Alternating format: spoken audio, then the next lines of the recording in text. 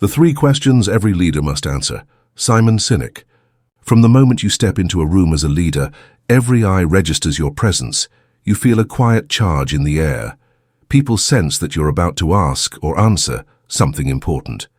But before you rally your team or map your strategy, you must confront 3 questions that define every leader's purpose, direction, and impact. These questions are simple in form, yet profound in consequence. 1. Why do you wake up in the morning? 2.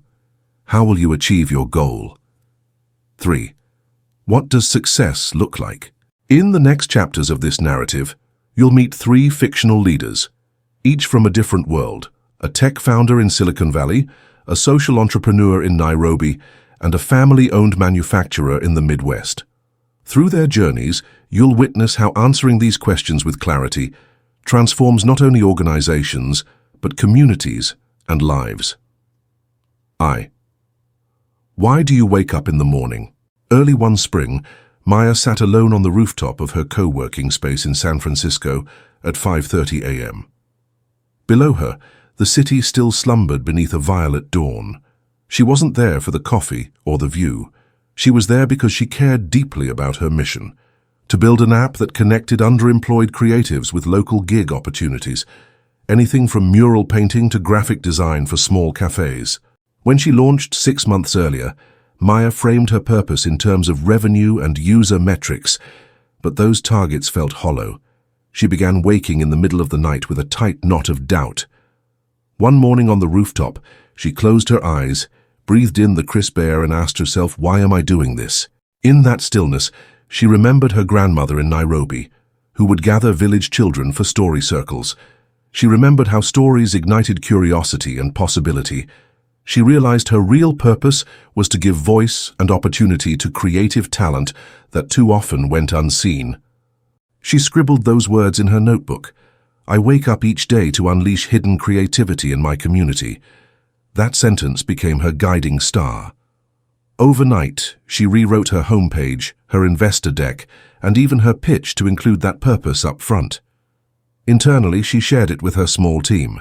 It infused every decision, from the user interface to the customer support script. 2 weeks later, Maya noticed something extraordinary. Engagement didn't just tick upward, it leapt.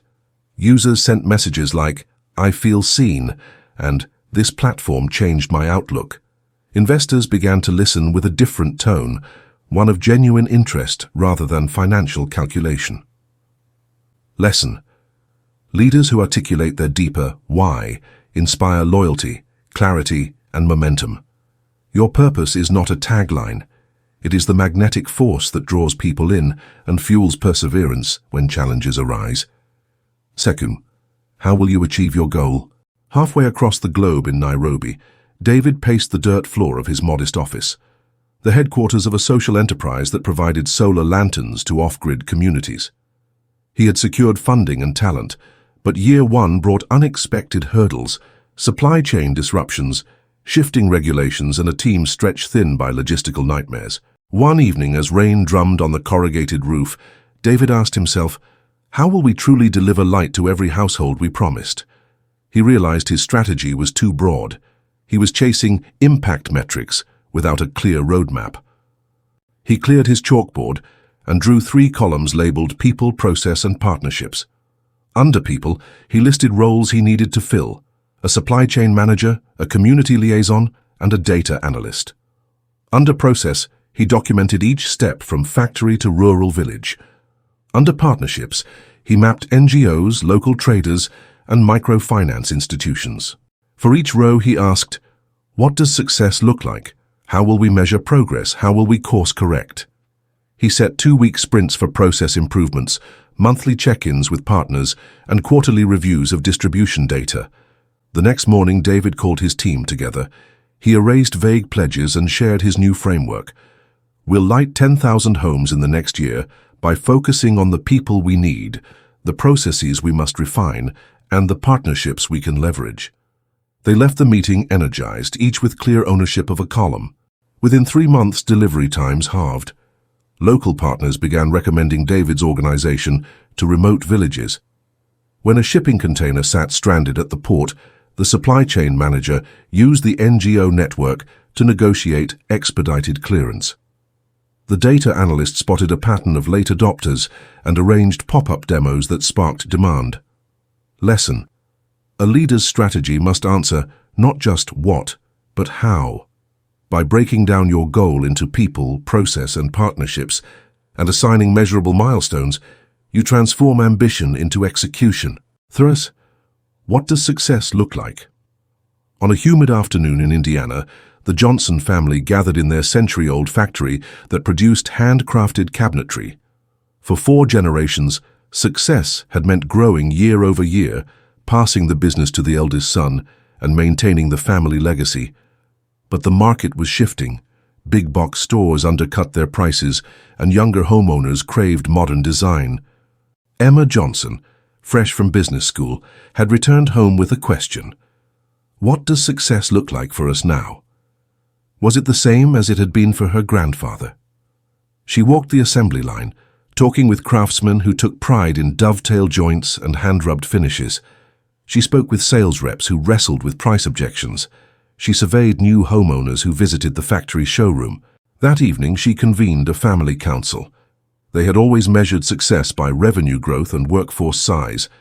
Emma proposed a new metric: customer loyalty, measured by Net Promoter Score, and product innovation cadence, 1 new design line each year.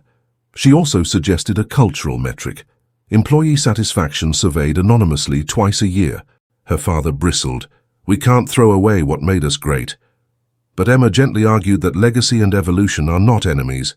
She shared survey results showing 45% of potential customers turned to cheaper alternatives, not quality offerings. She showed designs that had sold out in urban markets, while older styles gathered dust.